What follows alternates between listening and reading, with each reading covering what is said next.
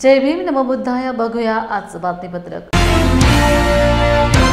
युवा बौद्ध धम्म परिषद महाराष्ट्र व कर्नाटक राज्य संस्थेमार्फत कोल्हापूर जिल्ह्यातील पोहाळे बौद्ध लेणी येथे धम्मचक्र प्रवर्तन दिन साजरा करण्यात आला।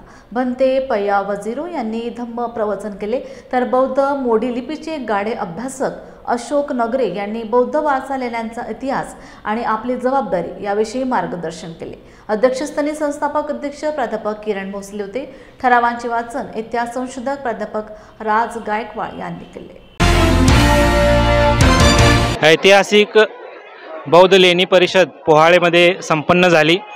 भंते पय्या वजीरो यांच्या मार्गदर्शनाखाली तसेच माननीय अशोक नगरे सर यांच्या मार्गदर्शनाने या परिषदेचं खूप मोठं मार्गदर्शन झालेलं आहे। इथून पुढे अनेक परिषदा अशा पद्धतीने घेतल्या जातील, अनेक गोष्टी अनेक कृती कार्यक्रम केले जातील असे ठरावही इथं झालेले आहेत। ग्रामस्थांनीही मोठ्या प्रमाणात उपस्थिती दाखवली आणि ही बौद्ध लेणी आहे यांचं संवर्धन करण्यासाठी आम्ही सगळे पोहाळे गावचे जे सरपंच आणि त्यांची जी कमिटी आहे त्या सगळ्यांनी उपस्थिती दाखवली आणि आम्हाला आश्वासन दिलेलं आहे की इथली जी बौद्ध लेणी परिसर जो आहे तो जवळजवळ 5-6 एकरचा लेणी परिसर आहे, तो बौद्धांचा आहे आणि बौद्धांकडे सोपवण्यासाठी ग्रामस्थांनी चळवळ सुरू केलेली आहे, आंदोलन सुरू केलेलं आहे। त्या आंदोलनाचाही पाठपुरावा करण्याची घोषणा या धम्म परिषदेमध्ये करण्यात आलेली आहे आणि ही देशातील पहिली लेणीवर पहिल्यांदा धम्म परिषद घेतली गेलेली आहे। त्यामुळे ही ऐतिहासिक लेणी परिषद आहे। देशामध्ये कुठेही लेणींच्यावर अशा परिषदा झालेल्या नाहीत।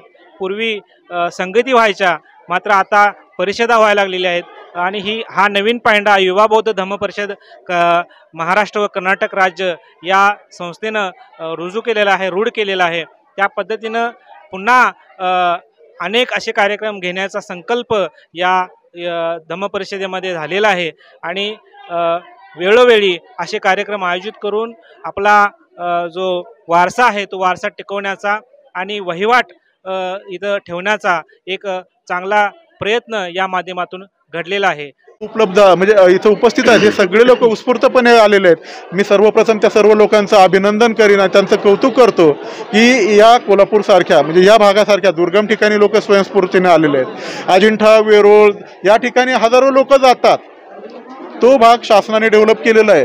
तसाच जर हा भाग शासनाने डेव्हलप केला, इथला विकास केला, इथं सुविधा पुरवल्या तर इथं येणाऱ्या पर्यटकांची संख्याही वाढेल। इथं या लेणींचा म्हणावा तसा अभ्यास देखील झालेला नाही आहे। जे पुरातत्व खात्याने जे काही साधारणतः 5-50 वर्षापूर्वी त्यांच्या काही तज्ज्ञ मंडळींनी जेवढा अभ्यास केला तेवढाच, परंतु अभ्यास करण्यासारखं या ठिकाणी खूप काही आहे। इथं हे शैल स्थापत्य तर आहेच, त्याचबरोबर विविध प्रकारची इथं वनसंपत्ती देखील आहे, जैवविविधता देखील आहे। त्या दृष्टिकोनातून देखील प्रयत्न व्हायला पाहिजेत आणि तरुणांनी या सर्व गोष्टींचा प्रचार प्रसार करून धम्म बांधवांमध्ये लेणीविषयक जागरूकता वाढवली पाहिजे असं मला प्रामुख्याने वाटतं। आजचा महत्त्वाचा विषय म्हणजे इथं बौद्ध लेणी परिषद आहे आणि या परिषदेमध्ये विद्यार्थ्यांना, तरुण मुलांना, म्हाताऱ्या माणसांना किंवा स्त्रियांना यातून फक्त ज्ञान मिळणार आहे। इथं अज्ञानता नाही आहे। काय शिकायचं आहे की 2500 वर्षापूर्वी किंवा हे 1500 वर्षापूर्वी ह्या कशासाठी एवढे गुंफा वगैरे तयार केलेल्या आहेत, तर या गुंफा यासाठी तयार केली आहेत की भिक्खू या ठिकाणी पहिले वास्तव्य करायचे, ते माणसामध्ये मिक्सित होत नव्हते, कारण त्यांना स्वतःची वृद्धी करायची होती, त्यांना विशुद्धी पाहिजे असतं, त्यांना निब्बाण पाहिजे असतं आणि निब्बाण मिळण्यासाठी दुसऱ्या प्राण्यांच्या पासून वगैरे संरक्षण होण्यासाठी ते इथं ह्या ठिकाणी ह्या गुंफा या गुंफा आहेत ना 400 वर्ष तयार करायला गेलेले आहेत। आणि हे मगाशी म्हटले ना की व्यापारी पैसे देत होते, व्यापारी खरेच पैसे देत होते, कारण त्यांना माहीत आहे की बौद्ध भिक्खू फार प्रामाणिक असतात, ते कधी चोऱ्या वगैरे करत नाही आहेत। याचं एक उदाहरण सांगतो की सत्यनारायण गोयंकांचे वडील आहेत ना, ते व्यापार करायचे आणि ते आपलं जो व्यापार झाल्यानंतर जे पैशाचं असतं ना ते अचानक त्यांचं ब्रह्मदेशामध्ये विसरले एका भिक्षूकडं आणि 15-20 दिवसानंतर ते आले। 15-20 दिवसानंतर आल्यानंतर ते म्हणाले माझे इथं गाठोडं विसरलेलं आहे आणि ज्यावेळी ते बघतात तुमचं तिथंच गाठोडं आहे, मग त्यांना सरप्राईज झाली आणि खऱ्या अर्थानं खरंच सांगतो की बौद्ध भिक्षू अशा विचाराशी कधीच विचार करत नाहीत की मला हे पाहिजे त्या पाहिजे। तो पैसा आहे ना तो धम्मासाठीच वापरतात. तो इतर पैसा वापरत नाही, स्वतः सुखासाठी पण वापरणार नाही. साध्या पद्धतीने ते राहतात आणि अशाच पद्धतीनं एकमेकाकडून आपण तो वारसा घेत असतो की सर कसे राहत आहेत, सरांच्यापासून मी काय घेतलं पाहिजे, हे सर्व घेण्यासाठी ही परिषद भरली पाहिजे. धम्माची खाण कोल्हापूरची शान, धम्माची खाण कोल्हापूरची शान, पोहाळे लेण बाई पोहाळे लेण, पोहाळे लेण बाई पोहाळे लेण. बुलढाणा जिल्ह्याच्या वर्दाळा येथील शेतकरी किसन आसाबे आणि अशोक आसाबे यांनी आपल्या 10 एकर शेतात महाबीजकडून बीज उत्पादन कार्यक्रमांतर्गत MAUS 725 या जातीच्या बियाण्याची लागवड केली होती. त्यासाठी त्यांनी महाबीज कडून 10 बॅग सोयाबीन बियाणे सुद्धा विकत घेतले होते. ते सोयाबीन बियाणे पेरून 3.5 महिन्याचा कालावधी उलटून गेला तरीही महाबीजकडून एकही अधिकारी किंवा कर्मचारी सीड प्लांट पाहण्यासाठी आला नव्हता. या संदर्भात महाबीज अधिकारी यांना विचारणा केली असता अधिकारी म्हणतात की कृषी विभागाचा अहवाल आल्यावर पुढील कारवाई करण्यात येईल आणि अहवाल वरिष्ठांकडे पाठवण्यात येईल. सर, वर्धाडा येथील 2 शेतकऱ्यांनी आपल्या महाबीजकडून 725 व्हरायटी घेतली होती, मात्र आता ती काढणीच्या वेळेवर वेगळीच निघाली असा अहवाल आला आहे. शेतकऱ्याची फसवणूक झाल्याची तक्रार आहे आणि नुकसान भरपाईची मागणी केली. आपल्या स्तरावरून काय कारवाई होईल? महाबीजचा 725 या वाणाचा बीजोत्पादन प्रोग्राम मेहकर तालुक्यात देण्यात आला होता. मला प्रथमदर्शनी 725 व्हेरायटीमध्ये तक्रार आल्याची माझ्याकडे प्राथमिक माहिती आली. कृषी विभागामार्फत सदर पंचनामा म्हणजे फॅक्ट काय आहे याची माझ्याकडे पंचनामा आल्यानंतर दोन्ही म्हणजे उत्पादक देखील माझाच शेतकरी आहे आणि ज्याला प्रोग्राम दिला तो देखील बीजोत्पादक आहे. तर त्यांच्याकडून जे रीतसर अहवाल आल्यानंतर त्या शेतकऱ्याचं मी प्रस्ताव वरिष्ठाकडे पाठवून त्यावर योग्य ती निर्णय किंवा कारवाई करण्यात येईल. असं आता याच्यामध्ये चूक कोणाची आहे नेमकं? नाही, तसं चूक याचं डिटेल अहवाल आल्यानंतर त्याची मी रीतसर कोणता बीजोत्पादक आहे, बीजोत्पादक शेतकरी देखील आपल्याच जिल्ह्यातला आहे, त्यामुळे चूक नेमकी बीजोत्पादक शेतकऱ्या स्तरावर झाली याची सर्व शहानिशा मी स्वतः त्याच्यामध्ये लक्ष घालीन. असं व्हायला नाही पाहिजे, कारण त्याला विविध क्षेत्रीय स्तरावर बीज प्रमाणीकरण यंत्रणा याच्यावर त्याची गुणवत्ता तपासल्या जाते, त्यामुळे असं व्हायला नाही पाहिजे. पण त्यामध्ये मी स्वतः लक्ष घालून याबाबत स्पष्ट अहवाल माझा वरिष्ठांना पाठवेल आणि त्यावर योग्य निर्णय घेण्यात येईल. सर, मी महाबीजमधून 2025 खरीपसाठी बियाणं घेतलं होतं. 5 वर्षापासून मी प्रोग्राम घेतो महाबीजचा बीज उत्पादन कार्यक्रम. पण यावर्षी मी 725 नावाची व्हरायटी घेतली होती. 10 एकरसाठी 10 बॅग घेतल्या होत्या. त्या पेरल्या, उगवल्या, मी जे खर्च करायचं तो करून बसलो. सोयाबीन चांगलं आलं, फ्लॉवरिंग स्टेजला होतं, पण महाबीजचा कुठलाही कर्मचारी तर फिरकला नाही. आता ते आलेत सोयाबीनला शेंगा लागल्यानंतर आणि येऊन त्यांनी इथं असा अहवाल दिलाय महाबीजचा की तुमचं बीज उत्पादन कार्यक्रमासाठी हे तुमचं सोयाबीन आम्ही घेऊ शकत नाही. मग आता मी सोयाबीन द्यायचं कोणाला? आणि मला जे येणारं उत्पन्न होतं बाकी व्हरायटीपेक्षा ते उत्पन्न माझं कमी झालंय. काय घेऊ शकत? काय म्हणायचं त्यांचं म्हणणं असं आहे की आम्ही तुम्हाला 725 दिलं होतं, पण हे दुसरंच कुठल्या तरी जातीचं निघलंय. ही त्यांची सरळ सरळ चूक आहे. त्यांनी दुसराच लॉट कुठला तरी दिलाय आणि या शेतकऱ्याच्या माथी मारलाय त्यांनी. भारताचे सरन्यायाधीश भूषण गवई यांच्यावर भ्याड हल्ल्याच्या निषेधार्थ कोल्हापूर वंचित बहुजन आघाडीच्या वतीने ऐतिहासिक दसरा चौकातील छत्रपती शाहू महाराज यांच्या पुतळ्याखाली जिल्हाध्यक्ष जनार्दन गायकवाड आणि कोल्हापूर महानगरचे शहराध्यक्ष अरुण सोनवणे, कामगार युनियनचे शहराध्यक्ष संजय गुदगे यांच्या नेतृत्वाखाली आत्मक्लेश आंदोलन करण्यात आले.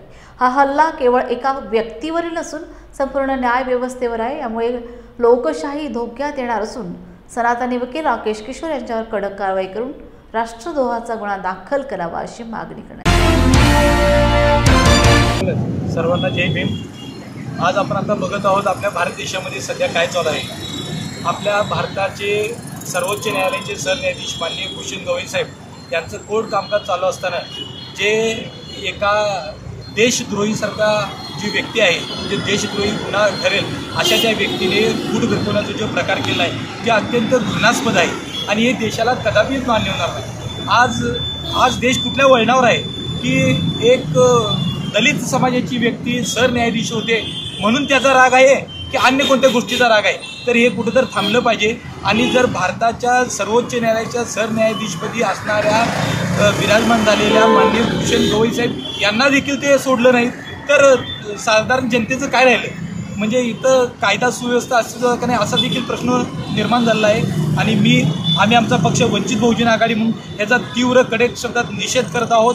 आणि आम्ही आज इथं मूक या घटनेचा निषेध करत आम्ही आत्मक्लेश इथं आम्ही स्वतःहून केलं की आम्हीच कुठं जर कमी पडत आहोत का की अशा प्रकारची जे आंदोलन करत आहेत. तर आम्ही हे सर्व भारतामध्ये संविधान हे सर्वात श्रेष्ठ आहे आणि जे कोण संविधानाला मानणार नाहीत त्यांना देशद्रोह समारच ते गुन्हा त्यावर दाखल झाला पाहिजे. म्हणून आज आम्ही हे आत्मक्लेश आंदोलन न म्हणता आम्ही स्वतःहूनच इथं आत्मक्लेश केलेला आहे. आणि ज्यांनी हा प्रकार केला आहे त्याच्यावर माननीय भूषण गवई साहेबांनी त्यांनी सोडून द्या, त्याच्यावर कुठली कारवाई करू नका म्हणून सांगितलेलं आहे. पण आम्ही पोलीस प्रशासनाला किंवा संबंधित विभागाला आम्ही मागणी करतो की त्याच्यावर कठोरातली कठोर कारवाई झाली पाहिजे जेणेकरून असं कृत्य दुसऱ्या कोणाही व्यक्तीकडून घडू नये.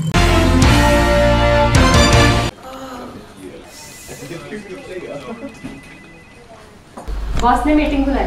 क्या यार, आदमी की तकलीफ को तो समझो. बाहर उठो बैठो. जनाब, तकलीफ उठने बैठने की नहीं, तकलीफ बवासीर की है. बवासीर, फिशर, भगंदर, पाइलोनियल साइंस का आयुर्वेद तथा आधुनिक लेजर से उपचार. अभ्युदय पाइल्स लेजर हॉस्पिटल, लोहार समाज भवन के पीछे, महापुष्प सोसाइटी, शताब्दी नगर चौक से मनीष नगर रोड, नागपुर. कॉल और विजिट करें www.pilesfistulacure.com. मॅमोग्राफी या नव्या अत्याधुनिक मशीनमुळे कॅन्सरचे अचूक निदान होऊन रुग्णांवर वेळेत उपचार करता येईल. कॅन्सरच्या तपासणीसाठी जिल्हाभर आरोग्य शिबिर घ्यावेत, त्यासाठी सर्वतोपरी सहकार्य करू अशी ग्वाही खासदार धनंजय महाडिक यांनी दिली. रोटरी क्लब ऑफ कोल्हापूर मेटडाऊनच्या वतीने कोल्हापूर कॅन्सर सेंटरला डिजिटल मॅमोग्राफी मशीन प्रदान करण्यात आले. अरुंधती महाडिक यांच्या प्रयत्नातून सुमारे 53 लाख रुपये किमतीचे हे मशीन प्रदान करण्यात आले. Doctor Suraj Pawar, chairman Kolhapur cancer centre व कॅन्सर सेंटर्स ऑफ अमेरिका. आपल्या इथे नुकतंच ॲडव्हान्स्ड डिजिटल मॅमोग्राफी मशीनचं इनॉग्रेशन झालेलं आहे आणि रोटरी क्लब ऑफ कोल्हापूर मिडटाऊन माननीय श्रीमती अरुंधती महाडिक वहिनी साहेब यांच्या प्रेसिडेंटशिपच्या कालावधीमध्ये ह्याचं उद्घाटन झालेलं आहे. त्यासाठी माननीय आपले खासदार मुन्ना महाडिक साहेब, तसेच रोटरी डिस्ट्रिक्ट 3170चे माजी डिस्ट्रिक्ट गव्हर्नर श्री पै साहेब, हे ह्या दोघांच्या हस्ते ह्या मशीनचं इनॉग्रेशन झालं आहे. आणि हे डिजिटल ॲडव्हान्स्ड टेक्नॉलॉजी असलेलं हे रेडिएशन मॅमोग्राफीचं मशीन जे आहे त्याच्यामुळे स्त्रियांमध्ये जे कॅन्सर होतात त्याचं प्राथमिक स्थितीमध्ये किंवा अर्ली स्टेजमध्ये त्याचं निदान होऊ शकतं आणि त्यामुळे स्त्रियांना त्याचा खूप मोठा फायदा होऊ शकतो. अर्ली स्टेजमध्ये ब्रेस्ट कॅन्सरचं निदान झालं तर आणि त्याची ट्रीटमेंट घेतली तर पूर्णपणे बरा होऊ शकतो. तर हा जो महिना आहे, ऑक्टोबर महिना, हा WHO जागतिक आरोग्य संस्थेने ब्रेस्ट कॅन्सर अवेअरनेस मंथ असं डिक्लेअर केलेलं आहे की स्त्रियांमधलं स्तनाचं कॅन्सरचं बद्दल जनजागृती व्हावी यासाठी हा ऑक्टोबर महिना जागतिक ब्रेस्ट कॅन्सर अवेअरनेस मंथ असं घोषित केलेलं आहे. आणि त्याच्या जनजागृतीमुळे बरेचसे ब्रेस्ट कॅन्सरचं प्रमाण कमी होऊ शकतं. आणि आपल्या इथे कोल्हापूर कॅन्सर सेंटर व कॅन्सर सेंटर्स ऑफ अमेरिका या ठिकाणी हे जे नवीन डिजिटल मॅमोग्राफी मशीन जी आता सुरुवात झालेली आहे त्याच्यामुळे नक्कीच स्त्रियांमध्ये ब्रेस्ट कॅन्सर प्राथमिक स्थितीमध्ये निदान करण्यास मदत होऊ शकते आणि त्याच्यामुळे मोठा फायदा होऊ शकतो. माजी मंत्री प्राध्यापक लक्ष्मण ढोबळे यांनी आरक्षणासंदर्भात बहुजन समाजाबाबत अपमानास्पद वक्तव्य केल्याच्या निषेधार्थ आंबेडकरी चळवळीतील अनेक पक्ष व संघटना आपसातील मतभेद विसरून मंगळवेढा येथील संत दामाजी चौकात मोर्चाद्वारे एकत्र येत तीव्र शब्दात निषेध नोंदविला.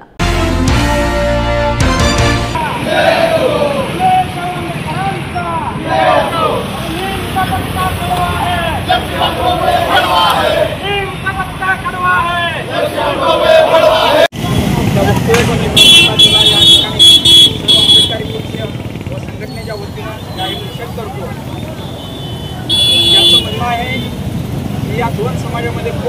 पाहिजे, आरक्षणामध्ये वर्गीकरण झालं पाहिजे. ज्या पद्धतीनं आता 13% आरक्षण असताना प्रत्येक समाजाला जर तो प्रगती करू शकला तर तो 13च्या 13 जागा हस्तगत करू शकतो. परंतु त्याचं असं म्हणणं आहे की आम्हाला 13च्या 13 जागा नको आहेत, आम्हाला 2-3 जरी जागा मिळाल्या तरी आमचं त्यात समाधान आहे. पण समाजामध्ये फूट पडली पाहिजे. त्याचा RSS माइंडिंग त्या पद्धतीने तो बोलत आहे आणि त्यानं बौद्ध समाजाबद्दल जो अपमान केला. या बौद्ध समाजाच्या जेव्हा तो आजपर्यंत मोठा झाला, 4-5 वेळा इथून आमदार झाला, 3-4 वेळा मंत्रिपद उपभोगली, तो त्या आरक्षणाच्या जीवावरच तो मोठा झाला. परंतु तेच आरक्षण आज त्याला खटकत आहे आणि जे आज संविधानाला विरोध करत आहेत, संविधान मोडण्याच्या, संविधान बंद करण्याच्या मार्गावर आहेत, त्या लाईनीमध्ये तो येऊन बसला आहे आणि त्यालाही ते नको आहे. भारताचे सरन्यायाधीश भूषण गवई यांच्यावर भ्याड हल्ल्याच्या निषेधार्थ कोल्हापूर, सांगली जिल्ह्यात संतापाची भावना उसळली आहे. विविध आंबेडकरी पक्षाचे कार्यकर्ते जिल्हाधिकारी कार्यालयावर मोर्चा काढून निषेध व्यक्त करीत आहेत. हा हल्ला केवळ एका व्यक्तीवरील नसून संपूर्ण न्याय व्यवस्थेवर आहे. यावेळी सनातनी वकील राकेश किशोर यांच्यावर कारवाई करून राष्ट्रद्रोहाचा गुन्हा दाखल करावा अशी मागणी करण्यात आली. सरन्यायाधीशावर झालेल्या भ्याड हल्ल्याचा डॉक्टर बाबासाहेब आंबेडकरांचा, डॉक्टर बाबासाहेब आंबेडकरांचा, सरन्यायाधीशावर झालेल्या भ्याड हल्ल्याचा सरन्यायाधीश ह्या लोकांना तुम्ही पंतप्रधान व्हा, राष्ट्रपती व्हा, कोणी व्हा, परंतु आमची जात श्रेष्ठ, आम्ही जातीच्यापेक्षा वेगळे आहोत आणि हे आमची जात हे सर्व काय आहे असं त्यांचं जे भावना आहे कर्मठ हे त्याचा आम्ही त्याचा त्याची वृत्ती आहे, त्यांचं जे कार्य आहे ह्या कार्यात त्यांनी बदलावं. नाही तर आम्ही हा पूर्ण हिंसा हात सोडून दिला, अहिंसेचा मार्ग चालवत हा आमचा मार्ग अत्यंत शुद्ध बुद्धाचा मार्ग आहे आणि हा मार्ग आम्ही असंच आम्हाला चालवायचा आहे आणि सर्वांनी चालवा असं आमची विनंती आहे. आज आम्ही परत ह्या ठिकाणी जो वकील आहे, 71 वर्षीय वकील आहे, त्या पाठीमागे काही संघटना आहेत त्या मृत्यू ते मनोवृत्ती आहे का मनुस्मृतीचे काही विचार आहेत ती त्यांना त्याचा सर्वाचा आम्ही कोल्हापूर जिल्हा बौद्ध वतीनं आणि सर्व सगळे जाहीर निषेध करत आहोत. जय भीम जय बुद्ध. मी TS कांबळे, अध्यक्ष कोल्हापूर जिल्हा बौद्ध वंशज. सर्वप्रथम किशोर तिवारी हा जो व्यक्ती आहे माते फिरू म्हणतात, पण तो माते फिरू नसावा. कारण पुतळा विटंबना असो किंवा काही प्रकार असो, असे काही निंदनीय प्रकार झाले की ते म्हणतात माते फिरू आहे. का हो, सनातनी धर्माचे सगळे माते फिरू झालेत का आज? आणि ह्यांचा बोलविता धनी कोण आहे हे सगळ्या भारत देशाला कळलं पाहिजे. पंतप्रधान असो, मुख्यमंत्री असो, राष्ट्रपती असो, गृहमंत्री असो, ह्यांनी या विषयावर अजिबात मौन धरता कामा नये. सगळ्या फुले शाहू आंबेडकर विचाराचे जे अनुयायी आहेत, विचारधारेचे जे लोक आहेत, त्यांना हे कळायलाच हवं की याच्या मागे बोलवता धनी कोण आहे. हे सर्वांना कळणं फार आवश्यक आहे. किती दिवस अन्याय आणि अत्याचार सहन करणार आम्ही? एका न्यायाधीशावर जर तुम्ही बूट फेकू शकता म्हणजे किती निंदनीय आणि भारत देशाला लाजविणारा प्रकार आहे हा. सर्वोच्च न्यायाधीश आदरणीय गवई साहेब, भूषण गवई साहेब यांच्यावर जो काल भ्याड हल्ला झाला तो खऱ्या अर्थानं भारतीय संविधानावर एक हल्ला आहे. भूषण गवई एक अत्यंत प्रामाणिक आणि अभ्यासू व्यक्तिमत्व, या देशाला सर्वोच्च न्याय देण्याचं काम त्यांनी आत्तापर्यंत चांगल्या पद्धतीने केलेलं आहे. त्याचबरोबर सर्वसामान्य माणसांच्या सुखदुःखामध्ये सामील होणारे कार्यकर्ता याच्या पाठिंबाची भूमिका आहे. त्यांचे वडील दादासाहेब रासू गवई यांचा फार मोठा वारसा आहे. कालच्या त्या निषेध प्रकार जो घडला, ज्या एका सनातनी प्रवृत्तीच्या मंडळीनं तो किशोर तिवारी यांनी त्यांच्या बूट फेकण्याचा प्रयत्न केला, जो खऱ्या अर्थानं त्या भारतीय संविधानावर आला आहे. माझं असं मत आहे हा किशोर तिवारी हा सनातनी आहेच, पण याच्या प्रवृत्ता पाठिंबाची जाती शक्ती याच्या पाठीमागे असं माझं मत आहे. कारण ज्यावेळी मुंबईला सरन्यायाधीश आले त्यावर प्रोटोकॉल त्यांनी पाळला नाही. खऱ्या अर्थानं त्या ठिकाणी जातीवाद निर्माण झालेला आहे, त्यामुळे स्पष्ट दिवस आले. म्हणून मी या ठिकाणी असं म्हणतो ते किशोर तिवारीला फाशी शिक्षावाची आमची तिवारी कोण? किशोर तिवारीला फाशी, किशोर तिवारीला फाशी, जातीवादी किशोर तिवारीला फाशी. भूषण गवई साहेब आगे बढ़ो, हम तुम्हारे साथ हैं. भूषण गवई साहेब आगे बढ़ो, हम तुम्हारे साथ हैं. अगदी सुंदर अशी राज्यघटना तयार झालेली आहे आणि त्या राज्यघटनेला एक आदर्श राज्यघटना म्हणून पूर्ण विश्वामध्ये प्रसिद्ध आहे. आणि त्या राज्यघटनेचे पायीक असणारी न्यायपालिका आणि त्या न्यायपालिकेचे सरन्यायाधीश सुरक्षित नसतील, त्यांच्या जो भ्याड हल्ला झालेला आहे त्या हल्ल्याचा आम्ही अखिल भारतीय महात्मा फुले समता परिषदेच्या माध्यमातून तीव्र शब्दात निषेध व्यक्त करतोय.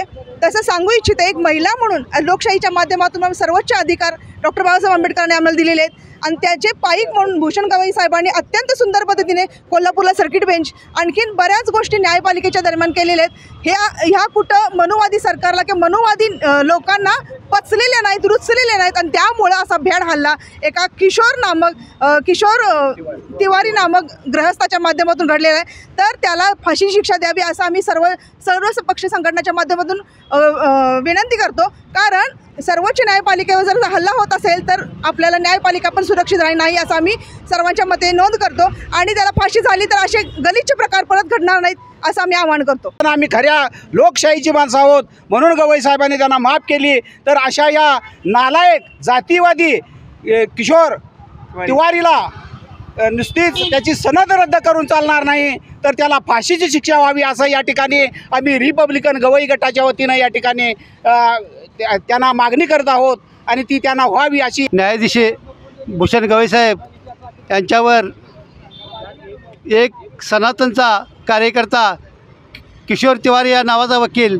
याने जे त्यांच्यावर बूट फेकण्याचा प्रयत्न केला त्याबद्दल आम्ही कोल्हापूर जिल्ह्याच्या वतीनं त्यांचा जाहीर असा निषेध करतो व त्याचा निषेध करत असताना फक्त काल भूषण साहेबांनी देखील त्याला तिथून सोडून देण्याचं हे केलं, पण त्याला आमच्या Republic party of India Kolhapur जिल्ह्याच्या वतीनं त्याला फाशी शिक्षा झाली पाहिजे अशी आमची Republic party of India Gavai गटाच्या वतीनं कोल्हापूर जिल्ह्याच्या वतीनं मागणी आहे. क्या हुआ बहू? माँ, पाइल्स की बहुत तकलीफ हो रही है. तो तुम गुदरोग सर्जन के पास क्यों नहीं गई? देखो, जैसे हार्ट के लिए हार्ट स्पेशलिस्ट, ब्रेन के लिए ब्रेन स्पेशलिस्ट, तो पाइल्स के लिए पाइल स्पेशलिस्ट क्यों नहीं? स्त्री हो या पुरुष, टॉयलेट में तकलीफ केवल पाइल्स ही नहीं और भी कई प्रकार के गुदरोग तथा कैंसर भी हो सकता है. इसीलिए इसकी प्रत्यक्ष जांच जरूरी है. ठीक है माँ, पर जांच के लिए हम जाएंगे कहाँ? वही काले आयुर्वेदिक पाइल्स हॉस्पिटल में. लेकिन माँ, प्रेगनेंसी में पाइल्स की दवाइयाँ? प्रेगनेंसी में आयुर्वेदिक दवाइयाँ सुरक्षित होती है. जनहित में जारी काले आयुर्वेदिक पाइल्स हॉस्पिटल, औषधि चिकित्सा तथा सर्जरी ट्रीटमेंट उपलब्ध. हमारा पता उमरेड रोड, दिघौरी बस स्टॉप के पास, नागपुर. अधिक जानकारी के लिए वेबसाइट पर जाएं kalepileshospital.com.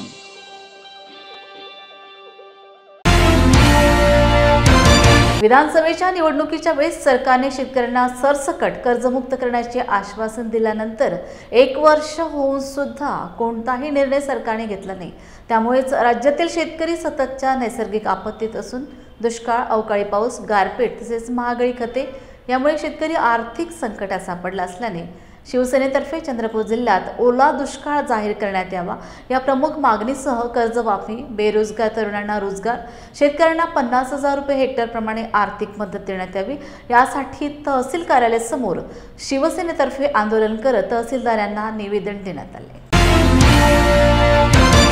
मिळालाच पाहिजे, शेतकऱ्यांना न्याय मिळालाच पाहिजे, बेरोजगारांना न्याय मिळालाच पाहिजे, बेरोजगारांना न्याय मिळालाच पाहिजे. जय भवानी, जय शिवाजी, जय भवानी, जय शिवाजी. आज संपूर्ण महाराष्ट्रामध्ये शिवसेना उद्धव बाळासाहेब ठाकरे या पक्षातर्फे एक आंदोलन छेडण्यात आलं आहे. आज जे महाराष्ट्रामध्ये जे अतिवृष्टी झालेली आहे त्यामुळे शेतकऱ्यांचं अतोनात नुकसान झालं आहे. सोयाबीनचं आणि कापूस इतर पिकंसुद्धा ते वाहून गेलेले आहेत. गुरंढोरं मरण पावलेली आहेत, कोठे वाहून गेलेले आहेत, घरं पडलेली आहेत. यांना न्याय, या सर्व गोष्टींमध्ये शेतकऱ्यांना न्याय मिळण्यासाठी संपूर्ण महाराष्ट्रात एक शिवसेनेतर्फे आंदोलन इथे छेडण्यात आलेलं आहे. त्याचाच एक भाग म्हणून आम्ही भद्रावती तहसीलमध्ये तहसीलदारांना निवेदन देण्यात आलं. त्यामध्ये महत्त्वाचं म्हणजे चंद्रपूर जिल्हा हा अतिवृष्टीच्या यादीतून वगळण्यात आलेला आहे. तहसीलदार साहेबांना आम्ही निवेदन देण्याकरता आलो होतो. आमच्या प्रमुख मागण्या म्हणजे सर्वात पहिली मागणी म्हणजे आमचा चंद्रपूर जिल्हा हा दुष्काळच्या यादीमधून वगळला गेला आहे. तर वगळला गेला कामुळं, कोणते निकष, कारण यांचा जो शब्द आहे भाजप सरकारचा निकष, हा निकष म्हणजे कोणत्या निकषाच्या आधारावर आमचा चंद्रपूर जिल्हा वगळण्यात आला हे माहीत पाहिजे. मला आता असं वाटते का पाणी कमी झालं तर मी देवाला पुन्हा कृपा करतो का जेवढा बरसात पुन्हा बरस आणि पुन्हा यांना दाखव की एवढा पाणी पडलं पुन्हा पाडतो, पण आमचा जिल्हा हा दुष्काळाच्या ह्याच्यामध्ये पकडला पाहिजे. आज तुम्हाला शक्तीपीठ मार्ग कोणाची मागणी नसताना तुम्हाला त्यांच्याकडे 35 हजार कोटी तुमच्याकडे आहे. त्या कुंभमेळ्यासाठी 40,000 कोटी आहे, पण 2250 कोटी तुम्हाला आमच्या शेतकऱ्याचे माफ करण्यासाठी तुमच्याकडे पैसे नाही आहे.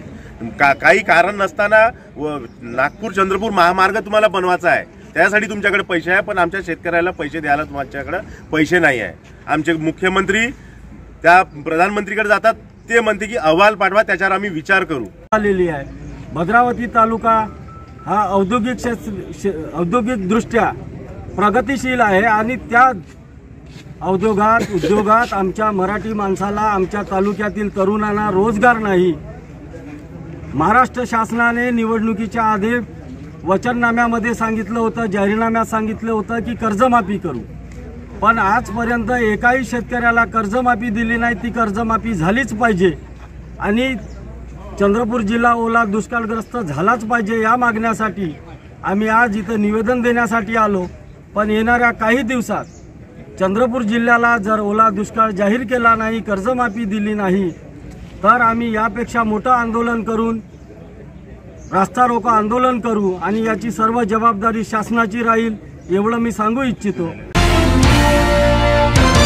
GM मागासवर्गीय बहुउद्देशीय संस्थेच्या वतीने 69वा धम्मचक्र प्रवर्तन दिनानिमित्त बुधवार पेठ मिलिंदनगर GM चौक येथे तथागत गौतम बुद्ध यांच्या मूर्तीची प्रतिष्ठापना करून सामुदायिक बुद्ध वंदना घेऊन भारतीय जनता पार्टीचे अध्यक्ष सौ रोहिणीताई तळवळकर यांच्या हस्ते गौतम बुद्ध यांच्या मूर्तीस पुष्प अर्पण करून अभिवादन करण्यात आले.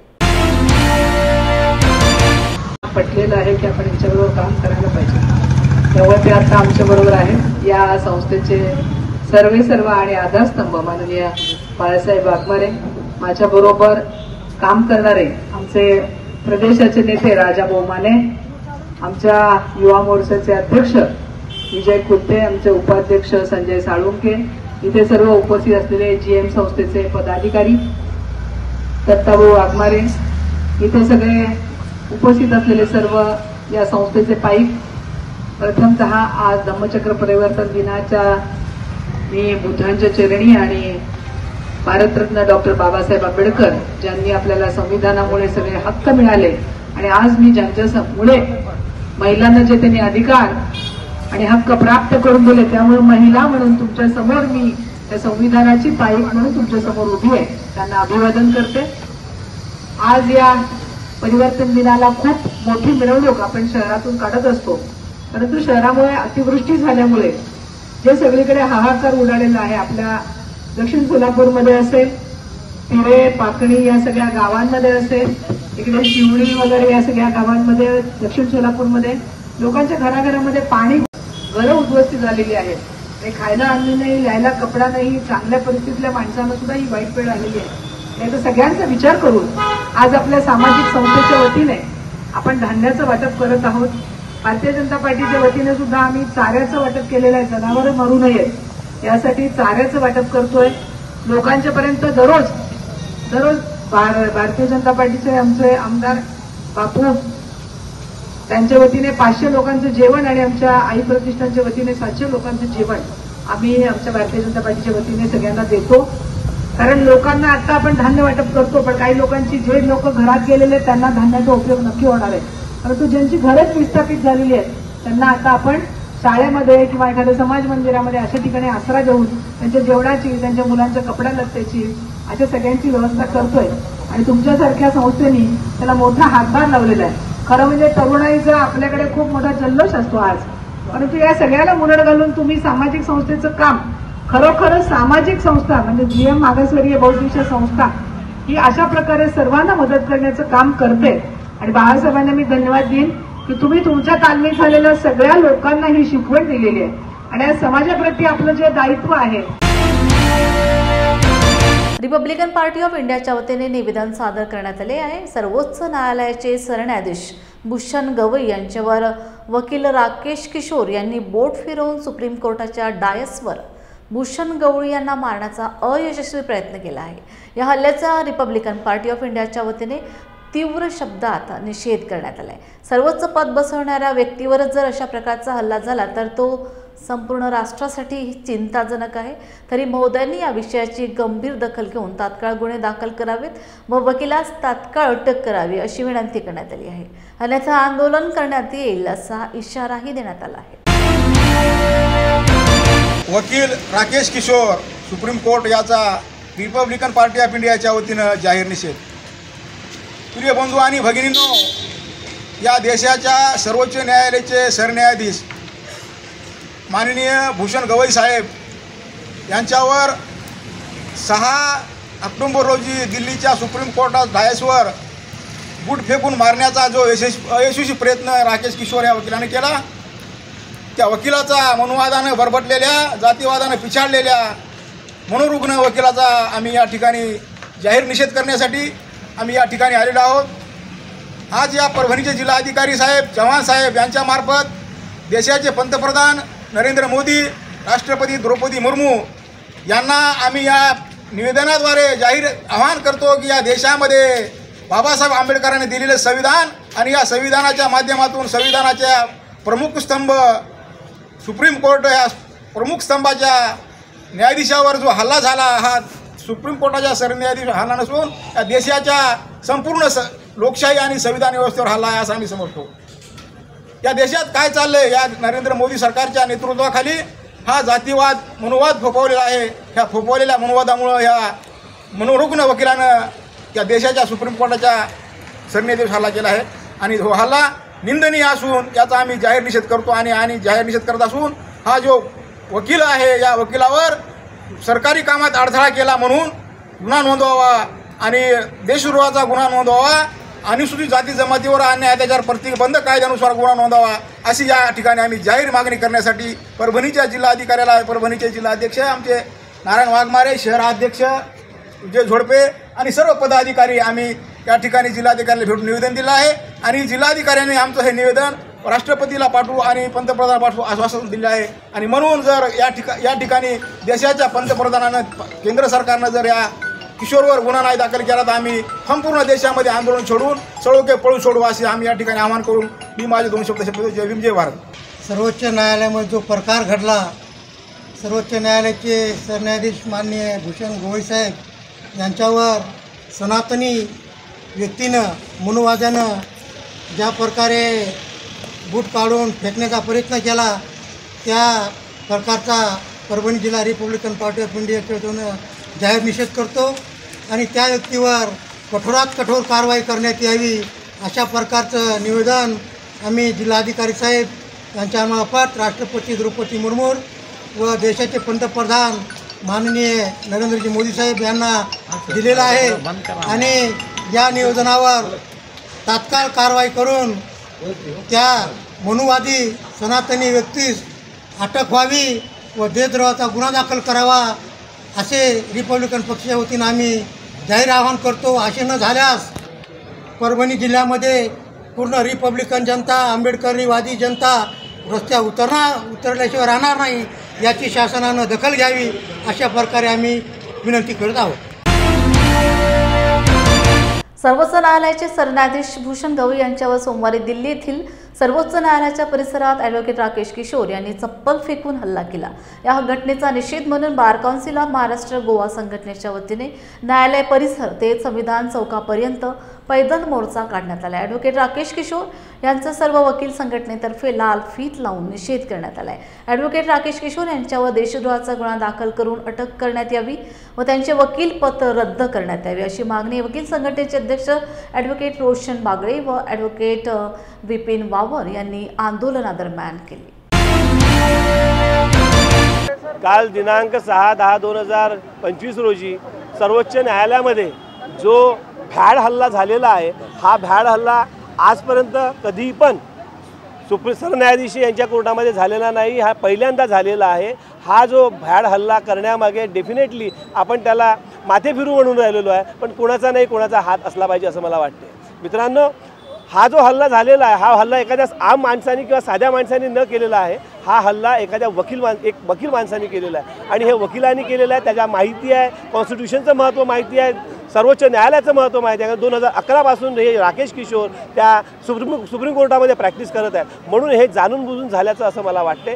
या उपरही सरन्यायाधीशांनी त्यांना माफ केलेलं आहे. यांच्यापेक्षा उदार व्यक्तिमत्व आजपर्यंत आपण बघितलेलं नाही. एसटी समाजाचा व्यक्ती एवढ्या मोठ्या पदावर गेला आहे, त्याबद्दल कुठेतरी सनातन धर्म नाराज आहे असं वाटते का?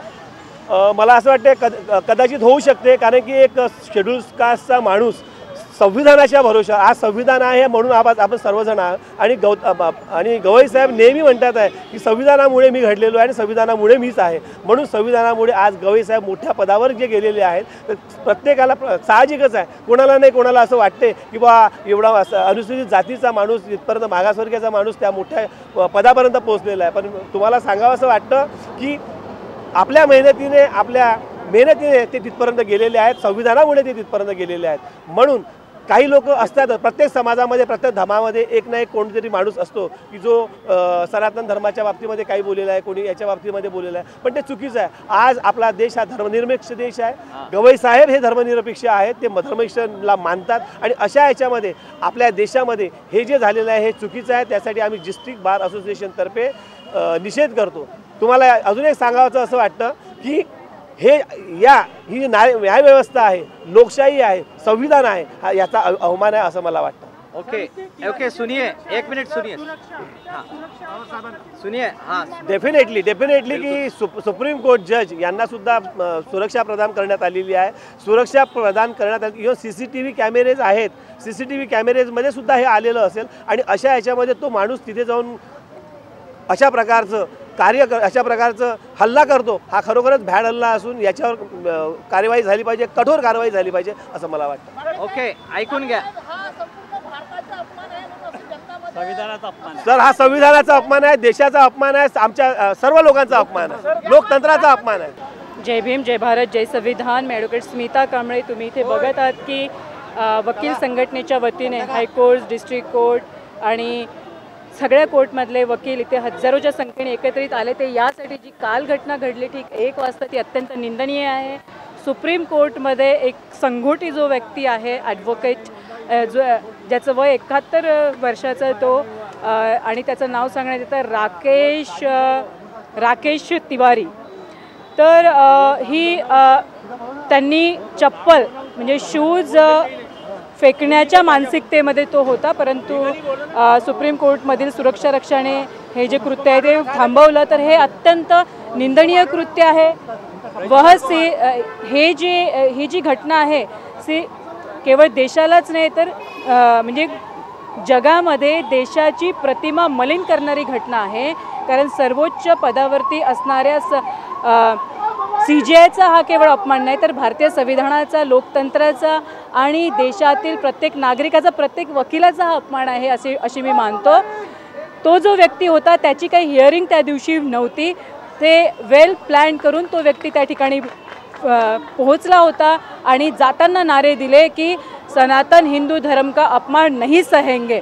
म्हणजे तो देशापेक्षाही धर्माला मोठा मानतो. हे अत्यंत चुकीचं आहे. जे हे कृत्य झालेलं आहे ते देशद्रोही विघातक कृत्य आहे आणि लवकरच त्याला देशद्रोही डिक्लेअर करण्यामध्ये यावं, त्याच्यावरती रासुका लावण्यात यावं. आणि देशाच्या इतिहासामधली ही पहिल्यांदा अशी घटना आहे ती यासाठी घडली कारण हजारो वर्षापासून एक विशिष्ट वर्गाला असं वाटते की अनुसूचित जातीमधला व्यक्ती एवढ्या सर्वोच्च पदावरती गेलेला आहे. हेच त्यांचं मेन दुखणं आहे आणि घटनेमागचं कारण देखील हे आहे.